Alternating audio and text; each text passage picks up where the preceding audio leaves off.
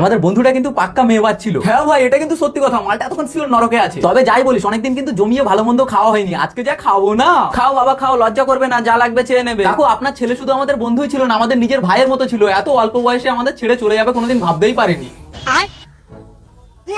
কি আর করা যাবে বল, যা হওয়ার হয়ে গেছে। দেখো, আপনার ছেলে ইলিশ মাছের কালিয়া খেতে খুব ভালোবাসতো। ইলিশ মাছের কালিয়া বানাননি? হ্যাঁ হ্যাঁ করেছি তো। এই ইলিশ মাছের কালিয়াটা এদিকে নিয়ে এসো তো। না না, আমি খাওয়ার জন্য বলছি না, ও খেতে ভালোবাসতো তো তাই বললাম। আর হ্যাঁ, ও খাসির মাংস খেতেও খুব ভালোবাসতো। খাসির মাংসও তো করেছি, ও যা যা খেতে ভালোবাসতো সব করেছি। আচ্ছা বাবা তোমরা খাও, আমি একটু ওই দিকটা। তার আগে আল্লাহর ছবির জন্য তো সবাই লাইক সাবস্ক্রাইব করে। আজকে দেখবো মা বাবাকে কয়জনে ভালোবাসে। যদি তুমি তোমার মাকে ভালোবাসো তাহলে ভিডিওতে লাইক আর সাবস্ক্রাইব করো, আর যদি দুজনকে ভালোবাসো তাহলে কমেন্টে আই লাভ ইউ বাবা মা লিখে যাও। যদি তুমি লাইক সাবস্ক্রাইব না করো তাহলে বুঝে নিব তুমি তোমার মা বাবাকে ভালোবাসো না। এটা দেখি দেবের বাবা চলে গেছে, এবার ডাক এবার ডাক। এই কাটাদার, হ্যাঁ বলুন। শালা খাসির মাংসটা এদিকে কে নিয়ে আসবে? নিয়ে আয় তাড়াতাড়ি, বালতি খানে নিয়ে আয়। আর তোমার সহ্য করা গেল না, যমরাজ যা বলে বলুক, ফোনটা করেই ফেলি।